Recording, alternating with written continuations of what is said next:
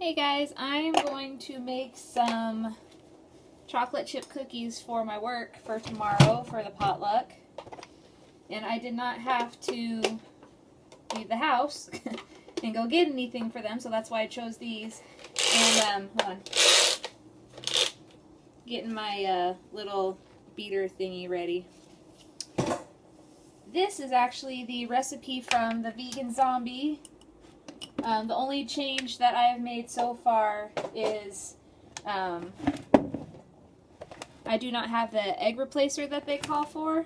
So they call for the neat egg replacer or silken tofu, and I have neither one of those. So I am just, right now I have this soaking. I'm doing the flax eggs. Oh, shoot. Crap when you try to show stuff to the camera. So there goes part of my egg. So the flax eggs, you need to kind of get that made ahead of time because it needs to set so it can kind of gel up. And that is 1 tablespoon of ground flaxseed to 3 tablespoons of water.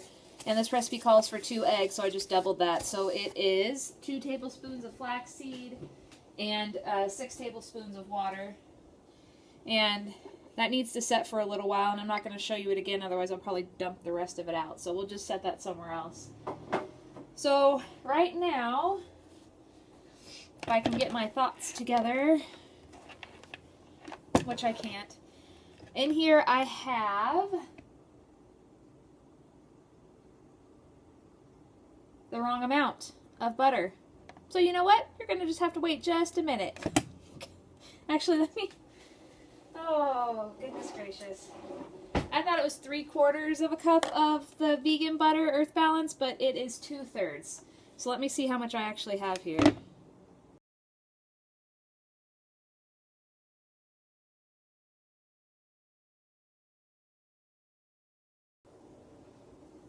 Alright, so it's pretty close. Close enough. Alright, and then it calls for 1 cup of packed light brown sugar, and this is just a little less. It was the last of my brown sugar. So I did just a tiny bit more white sugar, like this is mounded just a little bit. It calls for a 1/2 cup of white sugar, which is that organic cane sugar, whatever that I get from Costco. Not very organized. And then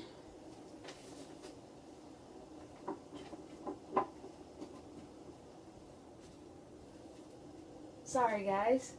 Oh shoot, maybe I am. I make my own vanilla and I must be out. That's a bummer. But I always have some Trader Joe's vanilla. Can you see it? Maybe. It calls for 2 teaspoons of vanilla, and I just go ahead and throw my vanilla in with my butter and my sugar when I'm creaming stuff. It doesn't really make a difference for the vanilla when you add it. And if I was more organized, then I'd actually have my teaspoon somewhere. There it is. Alright. So we're going to do 2 teaspoons of vanilla. Need to get more vanilla now too. Takes a little while to make it. Alright guys, I'm going to go ahead and cream this together. And creaming just means like beating it all till it's like really well combined and creamy and not all granule.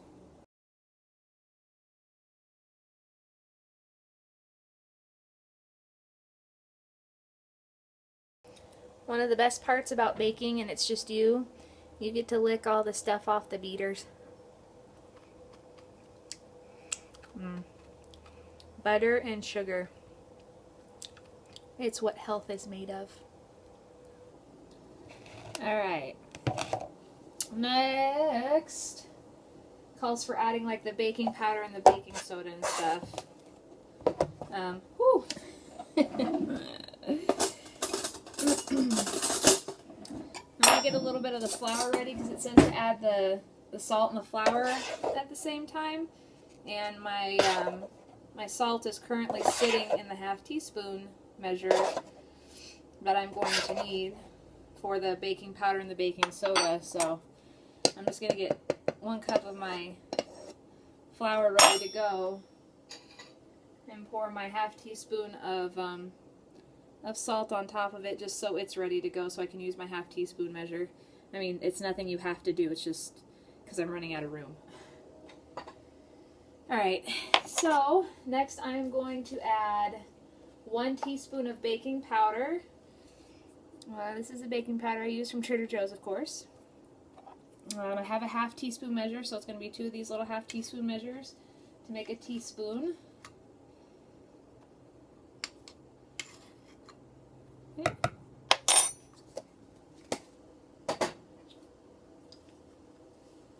And then 1½ teaspoons of baking soda, so that's going to be 3 of these ½ teaspoons. 1, 2, 3.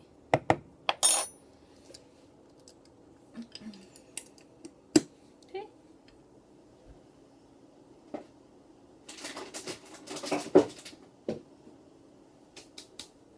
Let's see. Vanilla's already in there. I'm going to add in my egg replacer, which, let's see if I can let you guys see this a little bit.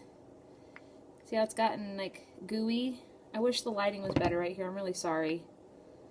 And it got nice and thick. You want to let it sit for like a good 15 minutes or so if you can, to let it get nice and thick. So go ahead and put that in.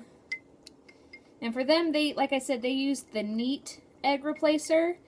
And for their liquid, they used rice milk. And I just used water because that's what you're supposed to use for the flaxseed egg replacer. And then they also put in another ¼ cup of rice milk. And I don't have rice milk, so I'm going to use my Trader Joe's almond milk. So I'm going to put in a ¼ cup of almond milk. I'm sure as long as it's a non-dairy milk, it probably doesn't matter what flavor it is. We'll find out if these don't turn out right, and I'll know what I did wrong. Okay. I'm going to give this a good old mix.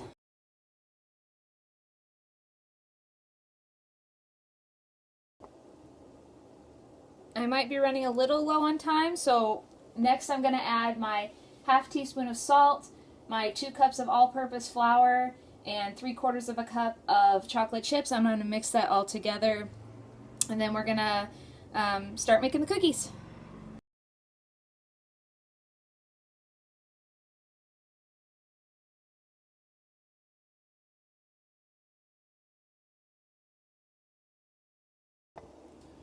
Alright guys, the dough's all mixed up. It is fantastic, so if you don't want to actually bake these up, you can just eat it. It's so good.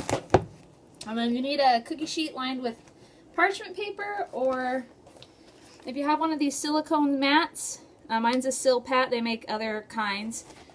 It's a non-stick mat. You just line your sheet with it and you clean it off and you can use it over and over again. On the Vegan Zombie, he used tablespoon size scoops, and I have one of these little ice cream scoop dealy bobbies, so this is what I'm going to use, which is probably about, I don't know, tablespoon and a half. So let me go ahead and get those on the mat, and the oven is preheated to 375.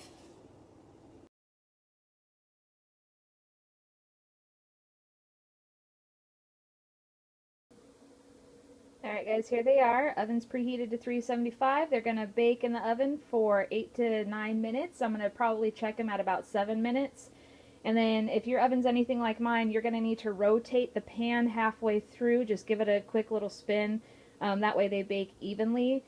I think I'm going to go ahead and split this up into 2 videos. Have like my Vlogmas video and then have like a baking video, because it's going to be like way too long, I think, for me to upload. So I'm going to pop these in the oven, and I will be back to you in a few minutes when they're ready. And one last tip, while those are cooking, I like to go ahead and keep my cookie dough nice and cold so it doesn't get all funky. I just pop the whole thing, the whole thing into the fridge, scoop and all, as long as it fits. and then I'll just come back for it every time I make a new batch.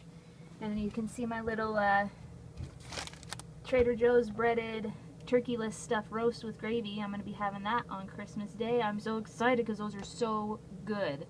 You guys need to try them and go get one before they run out if they haven't already. One more little tip. When I need to put stuff in the freezer and I don't want to take up too much space, I'll put it like in a Ziploc baggie. And then the baggie is usually still good, so after I'm done using it, I'll just shove it back in here, back into the corner, so whenever I need to use it again to put, say, like this open bag of chocolate chips away, I just already have a bag to use instead of having to use a brand new bag. Alright guys, first batch looks ready. They are beautifully golden around the edges. And I do not currently have 2 cookie sheets, so I'm going to have to let these cool just a little bit. So let me give you a good view of them. There's the first batch. They look so good. They spread out quite a bit. And you can tell I did not rotate my pan like I told you to do, so you can see how those are pretty dark. And then like these over here are quite a bit lighter. So if I would have just taken the pan, sorry, and flipped it around once, they all would have been a little bit more evenly cooked, but these don't look too bad.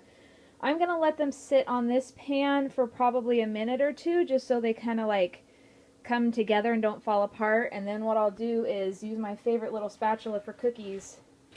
It's actually called a fish spatula. It's just a very, there we go.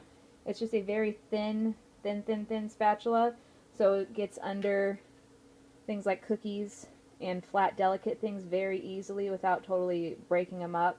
So again, I'm going to let these sit for just a minute before transferring them to the cooling rack, and then I will put on another set of a dozen cookies.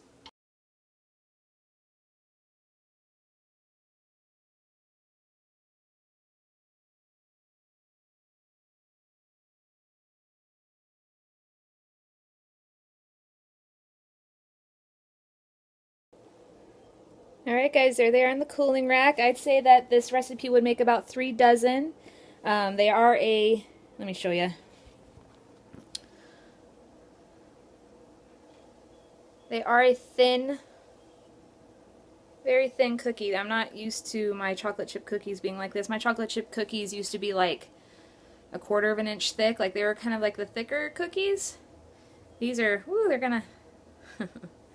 These are a lot thinner, and I'm assuming that's because you use like a vegan butter instead of real butter, and vegan butter is oil, so things flatten out better, so I'm just going to have to experiment. But let me go ahead and give you first bite. And again, these have flax meal in them, so they kind of already have like a nutty flavor, but you are more than welcome to add some like chopped walnuts or chopped pecans at the same time that you add the chocolate chips if you're into nuts in your cookies. Oh, it's like kind of folding.